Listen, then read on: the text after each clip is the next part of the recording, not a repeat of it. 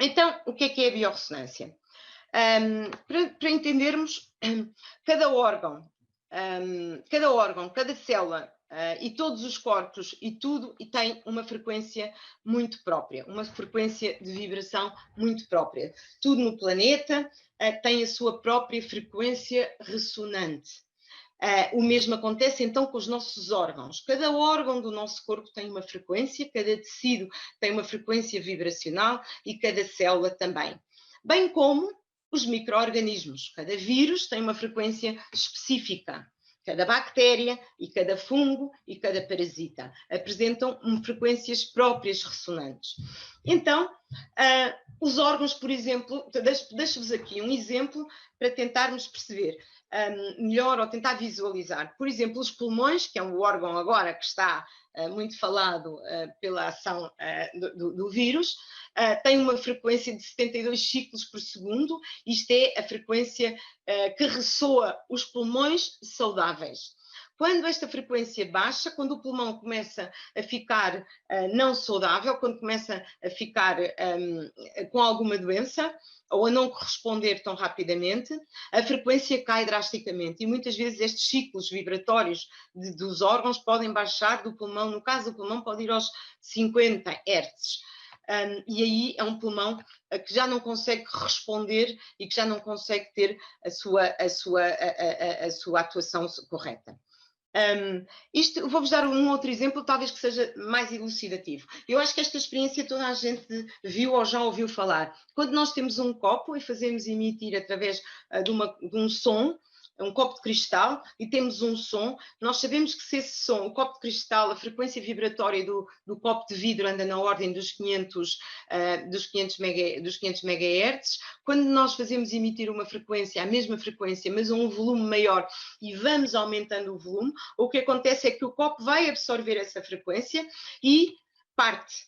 Já toda a gente viu em alguns filmes, em alguma vez na vida, como é que o som consegue partir os copos, e muitas vezes brincadeira dizemos que esse som vai partir vidros. É precisamente isto, e talvez este exemplo consiga elucidar um bocadinho aquilo que eu quero dizer. Portanto, dentro dos 500 Hz, que são a frequência vibratória que emana o vidro, se eu fizer incidir a mesma frequência com um volume maior, eu consigo destruir o vidro. Porquê? Porque há uma ressonância. Isto é um exemplo típico do que é a ressonância. Mas para percebermos, há que fazer aqui passar muito rapidamente, não quero entrar em pormenores, mas eu acho que é importante nós sabermos o que é que são então as ondas eletromagnéticas e o que é que nós estamos a falar. As ondas eletromagnéticas é uma combinação entre um campo elétrico e um campo magnético e vão se propagando, são ondas que se propagam simultaneamente através do espaço e vão transmitir energia. Dentro destas ondas eletromagnéticas eu tenho um espectro, que é o espectro visível, que é a luz visível, a luz que nós vemos. E depois temos as radiações ionizantes e as radiações não ionizantes. Dentro das radiações não ionizantes, é aí que se incluem dentro deste grupo as radiofrequências, que é aquilo, o nome foi dado a estas radiações pelas ondas de rádio, em que há um emissor e há um receptor e as ondas de rádio vão de um emissor para um receptor. É dentro destas ondas de radiofrequência que estão as ondas que nós queremos falar e aqui que nós nos vamos concentrar. Porque dentro deste leque, deste intervalo de onda, da radiofrequência de hertz, digamos assim, nós temos frequências que são frequências usadas em medicina e que são as frequências que são atribuídas muitos efeitos de tratamento e efeitos curativos. Então, este é o intervalo. Trago-vos aqui um esquema. Este às vezes é um bocadinho confuso, mas eu vou tentar simplificar. Este é o intervalo completo da radiofrequência. Como podemos ver, nós andamos aqui, tem estas duas setas. Estas duas setas está a definir o intervalo, que é o intervalo que está considerado um intervalo terapêutico. É um intervalo das nossas frequências, dos nossos órgãos, entre os 30 e os 300 kHz, tem aqui na primeira seta. O intervalo terapêutico das radiofrequências que são utilizadas em medicina são dentro deste intervalo compreendido entre as duas setas. E, portanto, nós temos, se fizermos uma pesquisa, eu gosto sempre de pesquisar, de trazer-vos e de mostrar aquilo que a ciência e que os estudos nos mostram. Se nós fizermos uma pesquisa por campos terapêuticos, campos eletromagnéticos, temos milhares de estudos no PubMed. O PubMed é uma base científica de artigos e de informação científica. Se publicarmos por campos eletromagnéticos pulsados, terapia através de campos eletromagnéticos pulsados, temos também milhares de referências que nos mostram como é que se pode e como é que se usa campos eletromagnéticos em prol da saúde. E as aplicações médicas da radiofrequência são inúmeras. Nós muitas vezes não nos apercebemos, mas temos aplicações de radiofrequência em equipamentos, por exemplo, de estética médica. As senhoras que me estão a ouvir, se calhar já fizeram muitas vezes tratamentos de radiofrequência para a celulite, para tonificar, e portanto percebemos que são frequências super saudáveis. Há anos que se faz isto, há mais de 125 anos que se usa frequências como aplicação médica ou aplicação terapêutica. A acupuntura foi talvez uma das primeiras áreas onde se começou a usar equipamentos de eletroacupuntura.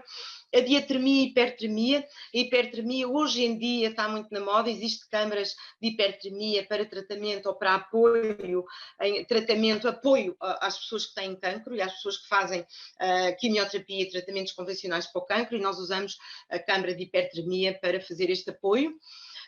Existem os bisturis de eletromagnetismo. A ressonância magnética, muitas pessoas já sabem o que é ressonância magnética, são radiofrequências que geram uma imagem do corpo, e muito recentemente a NASA aprovou uma terapia com campos eletromagnéticos pulsados para recuperação do tecido ósseo. São inúmeras, podíamos estar aqui a enumerar muito mais aplicações da radiofrequência em aplicações médicas. E, portanto, este é o leque das frequências que nós usamos para terapia. Eu, por curiosidade, e não consegui deixar de vos apresentar este slide, porquê? Porque acho que nós ficamos aqui um bocadinho chocados quando percebemos que já é uma realidade. A questão do 5G já existe, e eu quero-vos chamar aqui a atenção para a ordem de grandeza em termos de frequência do 5G. O 5G é uma emissão na ordem dos 16 GHz. O nosso corpo, os nossos órgãos estão na ordem dos 100, como tem aqui na primeira seta, dos 100 até aos 100 kHz. Portanto, imaginem o que é nós começarmos a estar inseridos nestas radiações dos 16 GHz. Se achamos que o 4G e os telemóveis, já se percebe, há muita informação científica que nos diz que os telemóveis que já nos perturbam a nossa dinâmica do nosso corpo e a frequência saudável para que os nossos órgãos e as nossas células consigam funcionar. Tudo o que existe entre nós é elétrico, tudo emite uma vibração, e estes campos exteriores eletromagnéticos vão-nos provocar alteração na parte das nossas células. Como eu disse no início, nós temos 5 fatores que nos provocam doenças. Eu já enumerei os 5, já falámos dos micro-organismos, estamos a falar dos campos eletromagnéticos, temos as toxinas, temos o stress e a forma como nós vivemos, e temos a alimentação. Eu não me canso de enumerar estes 5 fatores. Não há dúvida nenhuma que estes campos eletromagnéticos que nos tiram o nosso registro vibracional alteram, obviamente, que as nossas células e os nossos órgãos não podem funcionar da mesma forma.